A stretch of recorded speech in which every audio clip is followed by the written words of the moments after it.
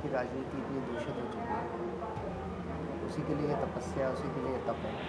ये चलेंगे जो सेवा वे कर रहे हैं बहुत अच्छी कर रहे हैं, बहुत अच्छे इंसान हैं और उनके बताए हुए रास्ते पे हम चलेंगे।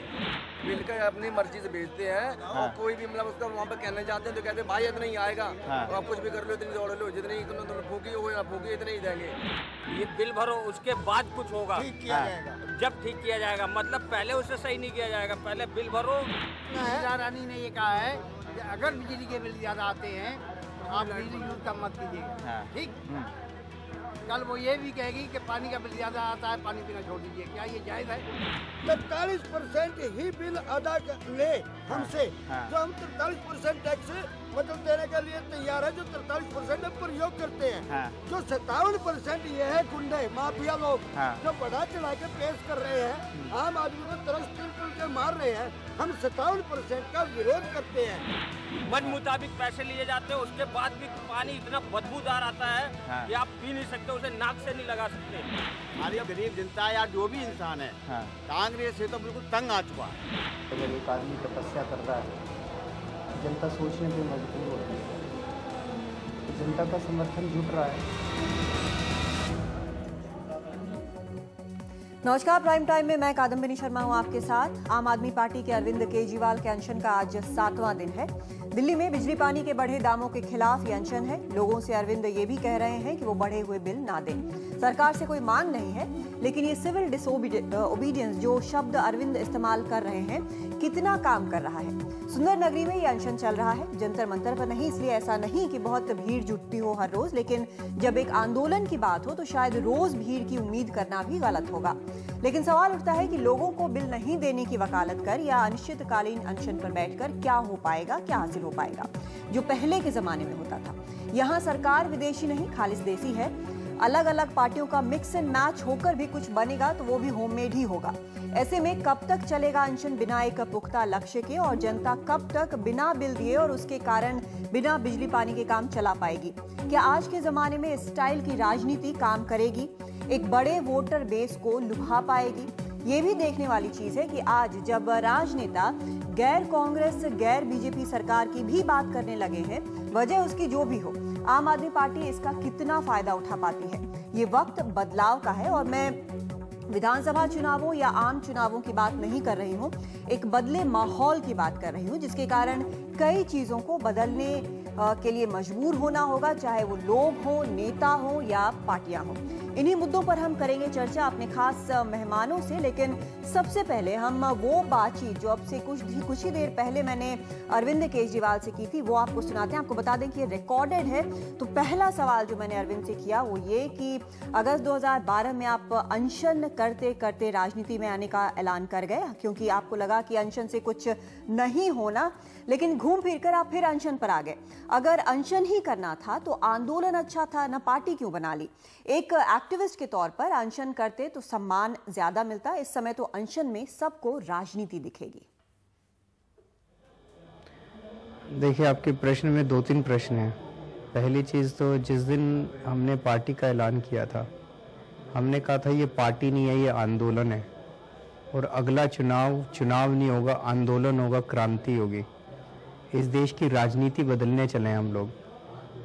एक जमाना ऐसा था जिसमें लाल बहादुर शास्त्री राजनीति में आए थे, सरदार पटेल राजनीति में आए थे, बाबा साहब अम्बेडकर राजनीति में आए थे। उन दिनों में राजनीति बहुत पवित्र चीज़ मानी जाती थी। आज इन सारे गुंडों ने मिलकर राजनीति बिल्कुल बर्बाद कर दी है। इसी को बदलना है हम लोगों को। तो अगर हम राजनीति कर रहे हैं, हाँ हम राजनीति कर रहे हैं, बिल्कुल राजनीति कर रहे हैं, क्योंकि हम इस देश की राजनीति बदलना चाहते हैं। और ये राजनीति को अब हम आंदोलन बनाना चाहते हैं, और आंदोलन तो हमारा जारी रहेगा। जहाँ तक अनशन का सवाल आपने पूछा, पहले हमने 2 साल तक अनशन किए, सरकार से मांग की। हमने कहा जन लोकपाल बिल बना दो, भ्रष्ट मंत्रियों के खिलाफ SIT बना दो। सरकार नहीं मानी, और ये क्लियर हो गया कि सरकार नहीं मानने वाली। ये सरकारें अंग्रेज़ों से भी बदतर है। लेकिन अब हमारी मांग कोई, हम सरकार से कुछ नहीं मांग रहे। अगर हमें सरकार से मांगना होता तो हम जंतर मंतर पे बैठे होते। अब हमारी सीधी अपील जनता से है। ये सिविल डिसोबीडियंस मूवमेंट है। यहाँ पे मैं उपवास पे इसलिए बैठा हूँ ताकि सीधे मैं दिल से दिल की बात कर सकूँ जनता के साथ। जनता से हम अपील कर रहे हैं कि आप अपने बिजली और पानी के बिल देना बंद कीजिए। दिल्ली की जनता को जागरूक करने के लिए, दिल्ली की जनता को खड़ा करने के लिए, दिल्ली की जनता को एकजुट करने के लिए, दिल्ली की जनता से मन से डर निकालने के लिए बैठे हैं यहाँ पे। जी, अगर दिल्ली की जनता को लगता है कि बिजली पानी के बिल ज्यादा हैं और शीला सरकार इसके लिए जिम्मेदार है, तो ठीक है, लोग चुनाव में वोट देकर बता देंगे। आपका ये उकसावा कि बिल ना दें, अगर ऐसा ही होने लग जाएगा तो सिस्टम रहेगा नहीं और अराजकता फैल जाएगी। सिस्टम में दिक्कत है माना, लेकिन सिस्टम तो जरूरी है। चुनाव में शीला दीक्षित की सरकार को हराना ये सफिशिएंट नहीं है। हमारी राजनीति केवल चुनावी राजनीति नहीं है कि 5 साल में एक बार इस पार्टी को हटा के उस पार्टी को ले आओ, इस नेता को हटा के उस नेता को ले आओ। जिस मुल्क की सारी कौम सोई हुई हो वो मुल्क कभी प्रगति नहीं कर सकता। मुल्क की जनता को खड़ा होना पड़ेगा। जिस मुल्क के अंदर जनता सरकार से डरे वो मुल्क आज़ाद नहीं होता। जिस मुल्क के अंदर सरकार जनता से डरे डे टू डे बेसिस पे, वो मुल्क आज़ाद होता है। तो चुनाव तो आएगा ही, चुनाव में तो शीला दीक्षित हारेंगी, चुनाव में तो बीजेपी हारेगी, लेकिन हम चुनाव की इंतज़ार नहीं कर रहे। हमारी राजनीति तो अभी से चालू है। हम इस मुल्क की जनता को खड़ा करना चाहते हैं। जी, तो आप कह रहे हैं कि दिल्ली में आपकी सरकार आएगी तो आप बिजली पानी के केस वापस ले लेंगे, लेकिन अगर नहीं आई तो एक आम आदमी तो बेमतलब मारा जाएगा। देखिए, जो माहौल बन रहा है उसको देखते हुए अगर ये सरकारें बनती रही, ये पार्टियां बनती रही, तो मुझे नहीं लगता कि देश बचने वाला है। मुझे लगता है कि यही आखिरी मौका है इस देश को, यही आखिरी मौका इस देश को बचाने का। 1977 में एक मौका आया था जब लगा था कि देश बदलेगा। अभी जिस तरह से हम पूरे दिल्ली के अंदर घूमे, अभी 2 महीने तक हमने सभाएं की, लगभग 53 विधानसभाओं के अंदर हमने सभाएं की, तो ये जो उफान है वो कोई देख नहीं पा रहा उस उफान को। तो हमें तो यही लगता है कि अब मौका आ गया इन सारे नेताओं को उखाड़ के फेंकने का। अब मौका आ गया इन सारी पार्टियों को जड़ से उखाड़ के फेंकने का। और अब आम आदमी जाके बैठेगा, आम जनता जाके बैठेगी विधानसभाओं के अंदर। 65 साल इन लोगों को हमने दे दी कि कुछ कर दो, कुछ कर दो। 65 साल में इन लोगों ने देश को लूटने के सिवा कुछ नहीं। आज भी देखिए क्या हो रहा है। मुलायम सिंह कह रहा है मैं सरकार इस दिन गिराऊंगा, उस दिन गिराऊंगा। मनमोहन सिंह कह रहे हैं कि इस दिन गिराएंगे, इस दिन बचेगी, उस दिन अरे देश की जनता से तो पूछा ही नहीं आपने। मुलायम सिंह जी ने पूछा देश की जनता से कि किस दिन गिरानी है सरकार? किसी ने पूछा इन लोगों ने? जनता तो है ही नहीं इस प्रदेश की राजनीति में। जनता तो मैटर ही नहीं करती इन नेताओं के लिए।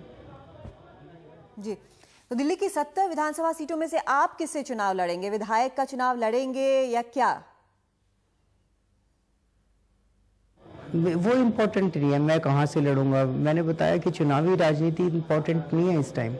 हमारे लिए है कि जनता को खड़ा करना, हमारे लिए कि जनता के हाथ में सत्ता सौंपना, वो हमारे लिए इम्पोर्टेंट है। अरविंद कहाँ से लड़ेगा चुनाव वो तो पता चल जाएगा, 2-3 महीने में पता चल जाएगा। ठीक है, बहुत शुक्रिया हमसे बातचीत करने के लिए।